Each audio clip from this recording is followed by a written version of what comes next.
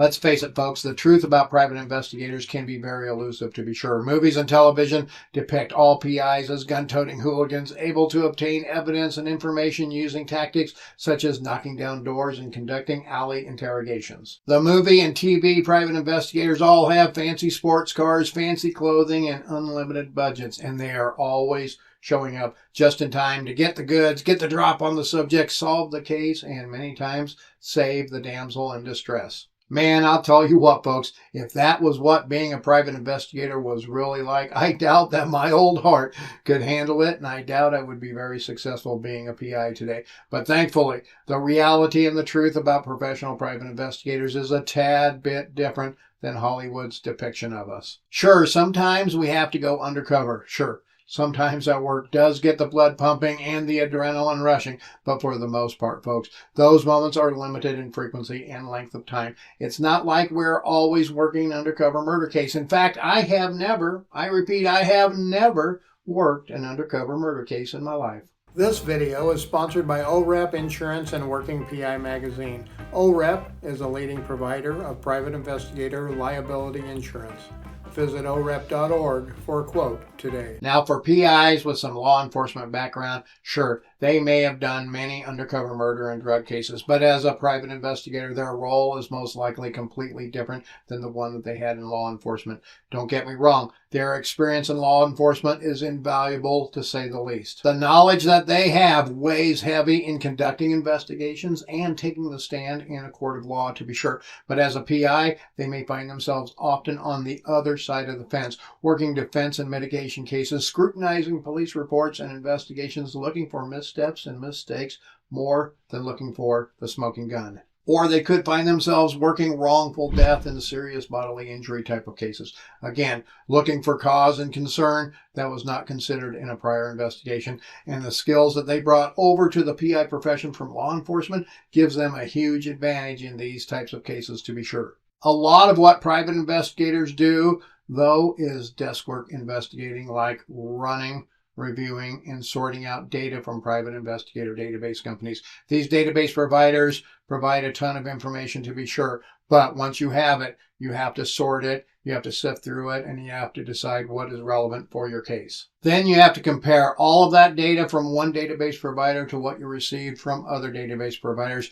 and do even more sifting, sorting, and prioritizing. And to some, this sounds exciting. And some, this is a dream job. And to those folks, my hat's off to you. I hate going through data, but it is a huge part of my job, so I must get the job done. Other fun desk work for us PIs is going through court records, but that is not as easy or as fun as one might expect. Searching court records, even if you can do it online, is time-consuming and can be costly. Nothing is free these days, folks. There is a cost for the data and a cost for the private investigator's time. Now, it might only cost me $30 or $40 to get all of the court documents that I need for my case, but it might have taken me 3 or 4 hours to get those documents after going through all of the hoops, several trips to the courthouse. Then I have to review it all, sift through it all, sort through it all, and prioritize all of that information. Then I have to try to decipher what is missing, what has been redacted, what do all of the secret court codes, abbreviations, numeric references, and everything else mean.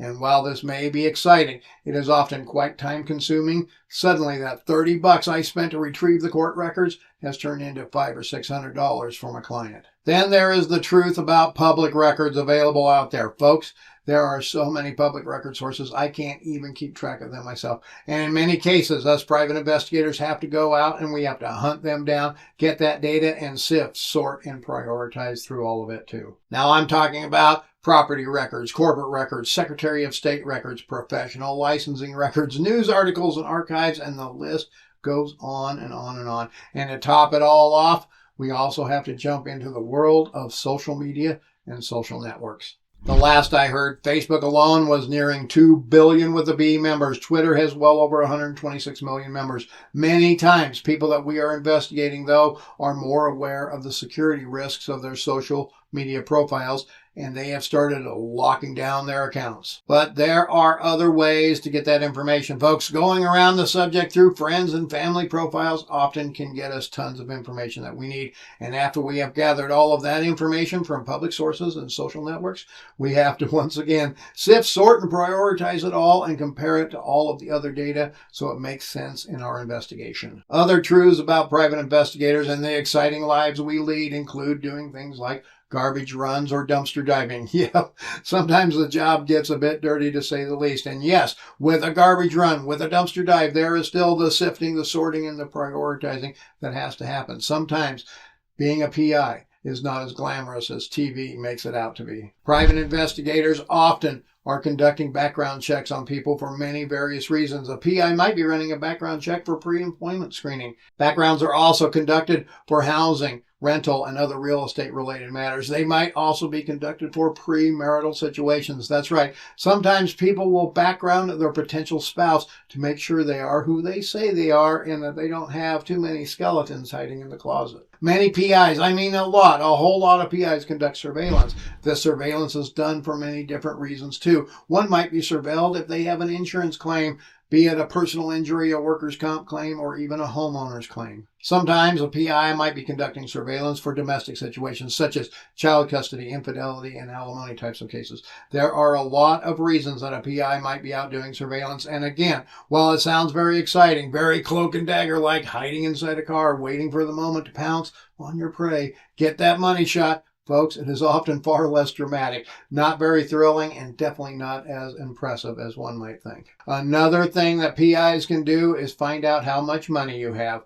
And this sounds exciting and cool, but it is also very expensive. And the data found is often historical data and is seldom ever allowed in a court of law. Now, not every PI out there can conduct a financial background on a person and get bank information and other pertinent financial data, but they may know a PI or a firm that does have that ability. But as I said, it is very expensive. I have seen financial backgrounds run in the tens of thousands of dollars, folks. And then the information is not even allowed in court as it is considered hearsay at best. The PI got it from a PI who got it from a financial investigator who got it from some data sets that he has access to, and that rabbit hole can get even deeper, folks. I have seen that data touch 10 hands before it gets to the PI, and every hand it touches, it also has another hand out asking for money. Another truth about private investigators and where they get their information from is referred to as CIs, or confidential informants. Again, it sounds very exciting, very cloak and dagger, spy-like even,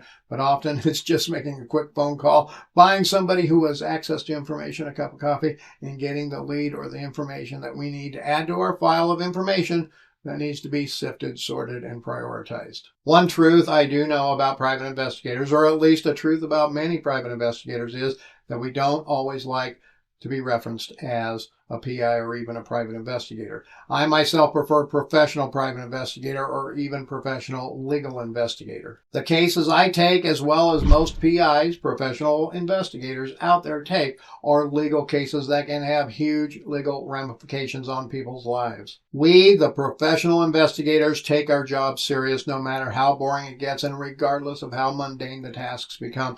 We have a job to get done. We have a budget tied to that job, and that budget places serious constraints on us. However, we utilize our professional skills, our training, and our resources to the best of our ability, and we get the job done right for our clients.